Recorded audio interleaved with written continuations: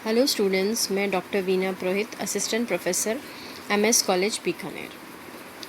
Last class में हमने DNA यानी कि डीऑक्सीराइबोज न्यूक्लिक एसिड का वाटसन एंड क्रिक द्वारा दिया गया स्ट्रक्चर पढ़ा था। आज हम पढ़ेंगे डीएनए रेप्लिकेशन। डीएनए, जैसे कि हमें पता है, यह जेनेटिक इन्फॉर्मेशन का मेन स्टोरेज हाउस है। एक पेरेंटल जनरेशन से दूसरे जनरेशन के अंदर जो भी हेरिडिटरी कैरेक्टर्स हैं वह सब डीएनए द्वारा निर्धारित होते हैं। एक पेरेंट की सेल से दूसरे डॉटर सेल के अंदर सेल रिप्रोडक्शन के द्वारा जो भी जेनेटिक इन्फॉर्मेशन ट्रांसफ़र होती है उसके लिए डीएनए का डुप्लिकेट होना बहुत ज़रूरी है, और इसी डीएनए डुप्लिकेशन को हम डीएनए रेप्लिकेशन कहते हैं। द डुप्लिकेशन और synthesis of DNA is called replication. DNA का डुप्लिकेट होना या डीएनए का बनना के प्रोसेस को हम रेप्लिकेशन कहते हैं। डीएनए रेप्लिकेशन के 3 पॉसिबल मोड्स हैं। फर्स्ट, कंजर्वेटिव, डिस्पर्सिव और सेमी कंजर्वेटिव। अभी तक के जितने भी एविडेंसेस हैं उनसे यह इंडिकेट होता है कि डीएनए रेप्लिकेशन जो है वह semi conservative mode of replication है, जिसके अंदर एक पेरेंट स्ट्रैंड होता है और एक न्यूली सिंथेसाइज स्ट्रैंड होता है। इसका मतलब हर प्रोजेनी के अंदर डीएनए मॉलिक्यूल के अंदर एक ओल्ड स्ट्रैंड रहेगा और एक न्यूली सिंथेसाइज स्ट्रैंड रहेगा। Semi conservative mode of DNA replication को वाटसन एंड क्रिक द्वारा दिया गया था डबल हेलिक्स मॉडल के स्ट्रक्चर के दौरान। द डीएनए मॉलिक्यूल जो रेप्लिकेशन करता है उसे हम पेरेंट कहते हैं या टेम्पलेट मॉलिक्यूल कहते हैं, और जो इनसे नया स्ट्रैंड बनता है रेप्लिकेट होने के बाद उसको हम कहते हैं प्रोजेनी मॉलिक्यूल और डॉटर मॉलिक्यूल। जैसे कि यह डायग्राम में हमको दिख रहा है पेरेंट स्ट्रैंड, इसके अंदर पेरेंट जो है वो ग्रीन कलर से शो करा गया है, और उससे जो नया रेड कलर का स्ट्रैंड है उसको हम कहेंगे डॉटर मॉलिक्यूल, और जो ग्रीन कलर का स्ट्रैंड है उसको हम कहेंगे पेरेंट मॉलिक्यूल और टेम्पलेट मॉलिक्यूल। एक स्ट्रैंड से नया स्ट्रैंड बनना semi conservative mode of replication. जिस तरह के डायग्राम में एक ओरिजिनल स्ट्रैंड है जिसको हमने कहा है पेरेंटल, और एक नया स्ट्रैंड है जिसको हमने कहा है प्रोजेनी या डॉटर मॉलिक्यूल। रेप्लिकेशन के लिए जो बेसिक रिक्वायरमेंट्स हैं वह है substrate, templates, enzymes and protein. सबसे पहले सबस्ट्रेट जो है वो है 4 डीऑक्सीराइबोन्यूक्लियोसाइड्स ट्राइफॉस्फेट्स। पहला है एडिनोसाइन ट्राइफॉस्फेट, दूसरा ग्यूनोसाइन ट्राइफॉस्फेट, साइटोसिन ट्राइफॉस्फेट और thymine triphosphate. Template, both the strands of double helix serve as a template for the synthesis of new daughter DNA strand। DNA के अंदर जैसे कि हम जानते हैं 2 स्ट्रैंड्स होते हैं, एक 3' एंड 5' एंड दूसरा 5' और 3' एंड। दोनों जो स्ट्रैंड हैं वह टेम्पलेट या पेरेंट मॉलिक्यूल की तरह सर्व करते हैं और उनसे एक नया डॉटर स्ट्रैंड बनता है। तो पेरेंट स्ट्रैंड को हम कहते हैं टेम्पलेट। डीएनए रेप्लिकेशन की एंजाइम्स। रेप्लिकेशन के लिए जो मेन एंजाइम्स हैं वह है हेलिकेज, डीएनए पॉलीमरेज, प्राइमेज और ligase. Enzymes and proteins. DNA B protein जिसको हम कहते हैं हेलिकेज, यह डीएनए डबल हेलिक्स को अनवाइंड यानी खोलने का काम करता है। प्राइमेज आरएनए प्राइमर का सिंथेसिस करता है। DNA topoisomerase first and second जो है वो स्ट्रेन को रिलीव करता है और जो सिंगल स्ट्रैंड है उनको जॉइन करने में मदद करता है। डीएनए पॉलीमरेज जो है वह डीएनए की नई जो स्ट्रैंड बनता है उसको एलोंगेट करने में मदद करता है, और डीएनए लाइगेज जो है वह ओकाज़ाकी फ्रैगमेंट्स जो लैगिंग स्ट्रैंड्स में बनते हैं उनको जॉइन करने का काम करता है। DNA A protein opens duplex at the origin of replication. जब रेप्लिकेशन स्टार्ट होता है तो उसको ओपन करने के लिए एक प्रोटीन की ज़रूरत होती है जिसको हम कहते हैं DNA A protein. SSB single strand binding proteins bind separated single strand DNA and stabilise it. जैसे ही डीएनए की अनवाइंडिंग होती है और जो सिंगल स्ट्रैंड डीएनए बनता है उसकी बाइंडिंग और उसके स्टेबलाइजिंग का काम जो है वह एसएसबी करता है। बाइंडिंग प्रोटीन या टर्मिनेशन बाइंडिंग प्रोटीन जो है वह हेलिकेज को फर्दर अनवाइंडिंग से रोकता है और टर्मिनेशन को स्टार्ट करवाने में मदद करता है। डीएनए प्रोटीन बी और हेलिकेज जो है वह डीएनए का जो डबल हेलिक्स है उसको दोनों स्ट्रैंड्स को खोलने में मदद करता है। यह एक जिप की तरह कार्य करता है जिसके कारण जो डीएनए है वह अनजिप हो सके।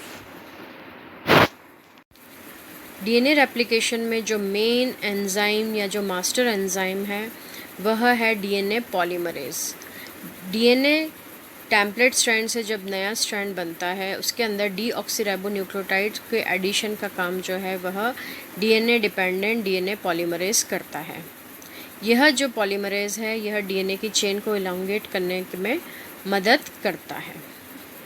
आरएनए प्राइमर और प्राइमर जो है आरएनए का एक शॉर्ट पीस है जिसके से डीएनए का सिंथेसिस शुरू होता है। इसी प्राइमर के ऊपर डीएनए डिपेंडेंट आरएनए पॉलीमरेज या प्राइमेज जो है वह सिंथेसाइज होता है और यह प्राइमेज एसएसबी के साथ एक कॉम्प्लेक्स बनाता है जिसको हम कहते हैं primosome and produce RNA primers.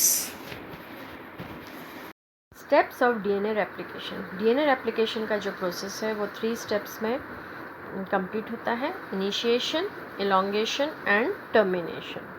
सबसे पहले इनिशिएशन के अंदर जो सबसे पहला एंजाइम है डीएनए ए प्रोटीन और हेलिकेज एंजाइम, वह जो है वह ओरिजिन ऑफ को रिकॉग्नाइज करता है कि कहाँ से उसके डीएनए के डबल हेलिक्स को अनवाइंड करना है या उसको डीनेचर करना है।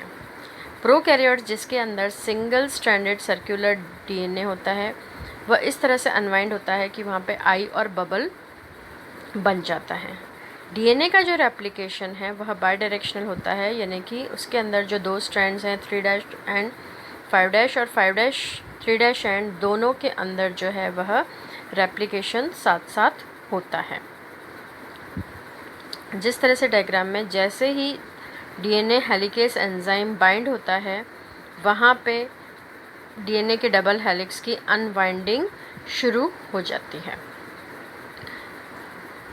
यूकैरियोट्स के अंदर जो रेप्लिकेशन है वह मल्टीपल साइट्स पे होता है और जनरली जहाँ पे 80 बेस पेयर हो उसको हम कहते हैं कंसेंसस सीक्वेंस।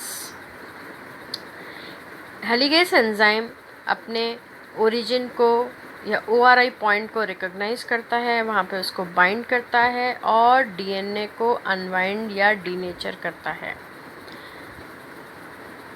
ये हेलिकेज एंजाइम है जो इसको ओपन करना शुरू करता है। जैसे कि ये डीएनए हेलिकेज एंजाइम ने दोनों डबल स्ट्रैंडेड डीएनए को ओपन किया और यह दोनों सिंगल स्ट्रैंडेड होना शुरू हो गए।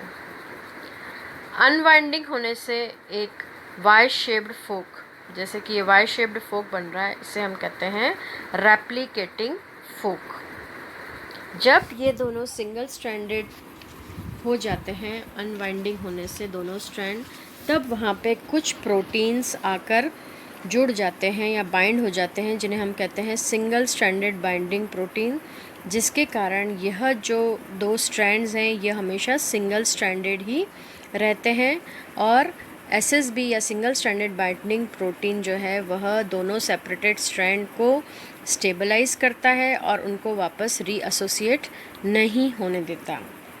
इन कॉइलिंग के कारण जो स्ट्रेस प्रोड्यूस होता है वह टोपोआइसोमरेज रिलीज कर देता है जिससे हेलिकल स्ट्रक्चर नहीं रहता। यह सिंगल स्ट्रैंडेड बाइंडिंग प्रोटीन्स जो ग्रीन कलर के हैं वह स्ट्रैंड को स्टेबलाइज कर रहे हैं और उनको वापस दोनों स्ट्रैंड को रीएसोसिएट होने से रोक रहे हैं और हेलिकेज एंजाइम जो है वो डीएनए को अनवाइंड कर रहा है। एक स्ट्रैंड जो है वो दूसरे स्ट्रैंड से एकदम से सेपरेट हो जाता है और वहाँ पे प्राइमेज की बाइंडिंग शुरू हो जाती है।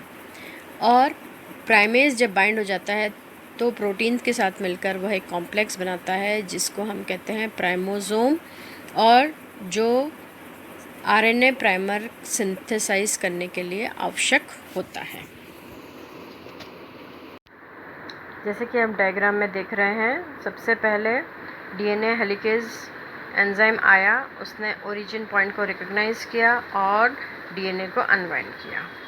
हेलिकेज ने अनवाइंडिंग करने के बाद एक वाई शेप्ड रेप्लिकेटिंग फोक बनाया और जो भी स्ट्रेस अनवाइंडिंग के कारण आया उसको टोपोआइसोमरेज ने रिलीज़ कर दिया। फिर उसके ऊपर सिंगल स्ट्रैंडेड बाइंडिंग प्रोटीन्स जो हैं वो 2 सिंगल स्ट्रैंड्स को स्टेबलाइज करते हैं और उनको रीएसोसिएशन से रोकते हैं। ये 2 स्ट्रैंड्स हैं, एक 3-5' एंड एक 5-3' एंड। ये रेप्लिकेटिंग फोक बना, हेलिकेज एंजाइम के द्वारा अनवाइंड हुए और टोपोआइसोमरेज ने इनको स्टेबलाइज किया। सिंगल स्ट्रैंडेड बाइंडिंग प्रोटीन ने उनको स्टेबलाइज किया और रीएसोसिएट होने से मदद करी।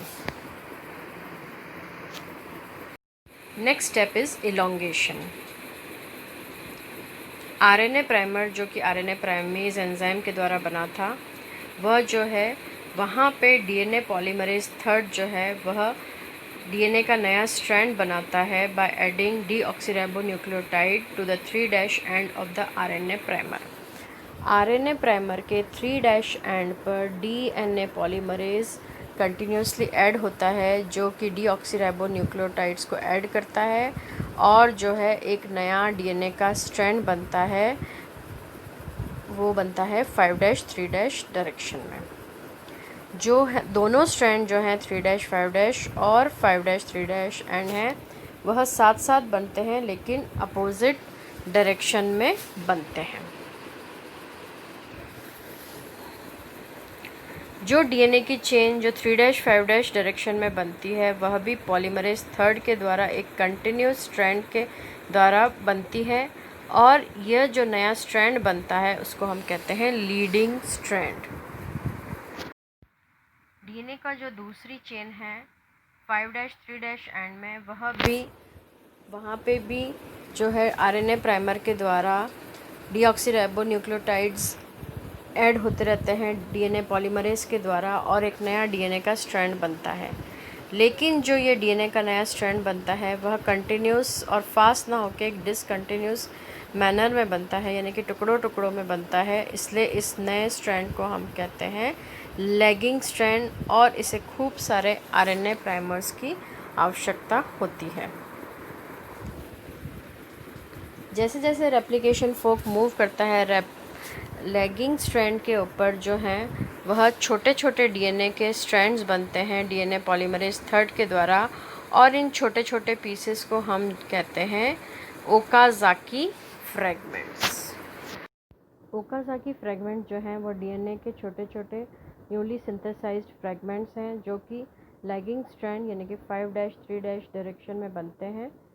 और ओकाज़ाकी फ्रैगमेंट्स प्रोकैरियोट्स के अंदर 1000 to 2000 न्यूक्लियोटाइड लॉन्ग होते हैं और यूकैरियोट्स में 150 न्यूक्लियोटाइड लॉन्ग होते हैं। 2 ओकाज़ाकी जो फ्रैगमेंट्स हैं वह उनको एक नए स्ट्रैंड में बनाने के लिए या 2 ओकाज़ाकी फ्रैगमेंट्स को आपस में जॉइन करने के लिए एक एंजाइम की ज़रूरत होती है जिसे हम कहते हैं लाइगेज। जैसे ही लैगिंग स्ट्रैंड के सिंथेसिस का कंप्लीशन होता है वहाँ से आरएनए प्राइमर्स को रिमूव कर दिया जाता है with the help of DNA polymerase 1। DNA polymerase 1 जो है वो उस गैप को फिल कर देता है और एक छोटा सा जगह छोड़ देता है।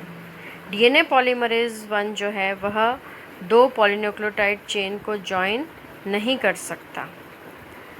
डीएनए पॉलीमरेज 1 जो है जॉइन नहीं कर पाता, इसलिए उसको एक एडिशनल एंजाइम की ज़रूरत होती है जिसे हम कहते हैं DNA ligase. DNA ligase enzyme जो है वो ओकाज़ाकी फ्रैगमेंट्स को आपस में जॉइन करने में मदद करता है। डायग्रामेटिकली डीएनए के 2 स्ट्रैंड्स हैं 3-5' एंड और एक 5-3' एंड। सबसे पहले हेलिकेज एंजाइम आया उन्होंने अनवाइंडिंग ऑफ डीएनए करा, जिससे एक फोक वाई शेप्ड स्ट्रक्चर बन गया, जिसको हम कहेंगे रेप्लिकेटिंग फोक। दो स्ट्रैंड्स अलग होने के बाद वहाँ पे कोई भी स्ट्रेन आए तो उसको जो है टोपोआइसोमरेज रिलीज़ करता है। दो सिंगल स्ट्रैंडेड डीएनए बनने के बाद वहाँ पे एसएसबी या सिंगल स्ट्रैंडेड बाइंडिंग प्रोटीन्स जो येलो कलर के हैं वह आके जुड़ जाते हैं और यह सिंगल स्ट्रैंड्स को स्टेबलाइज करते हैं और वापस दोनों को रीएसोसिएट करने ना कर पाए उसमें मदद करते हैं। आरएनए प्राइमर जो है आके अटैच हो जाता है with the help of primase enzyme, और डीएनए पॉलीमरेज जो है वो आरएनए प्राइमर के 3' एंड पर डीऑक्सीराइबोन्यूक्लियोटाइड्स को ऐड करता जाता है, जिससे एक नया डीएनए का स्ट्रैंड बन जाए। यह जो रेड कलर का स्ट्रैंड है यह कंटिन्यूस बन गया है डीऑक्सीराइबोन्यूक्लियोटाइड ऐड होने की वजह से, इन्हें हम कहेंगे लीडिंग स्ट्रैंड। 5' 3' एंड पर जो है आरएनए प्राइमर जो है 3' एंड पर डीऑक्सीराइबोन्यूक्लियोटाइड ऐड होते गए और जो डीएनए का स्ट्रैंड्स है वह एक कंटिन्यूस स्ट्रैंड ना बना के छोटे छोटे फ्रैगमेंट्स में डीएनए का स्ट्रैंड बनाता है, और इन छोटे छोटे फ्रैगमेंट्स को हम कहते हैं ओकाज़ाकी फ्रैगमेंट्स, और इस स्ट्रैंड को हम कहेंगे लैगिंग स्ट्रैंड। यह जो ओकाज़ाकी फ्रैगमेंट्स हैं इनको जो है डीएनए लाइगेंड ज्वाइन कर देता है और एक नया डीएनए का स्ट्रैंड बन जाता है। Last step of replication is termination. Termination sequence जो है TER वह रेप्लिकेशन का टर्मिनेशन या एंड करवाता है। एक स्पेसिफिक प्रोटीन टर बाइंडिंग प्रोटीन जो है वह बाइंड हो जाता है और हेलिकेज को फर्दर अनवाइंडिंग से रोकता है और रेप्लिकेशन के टर्मिनेशन को मदद करता है। Thank you.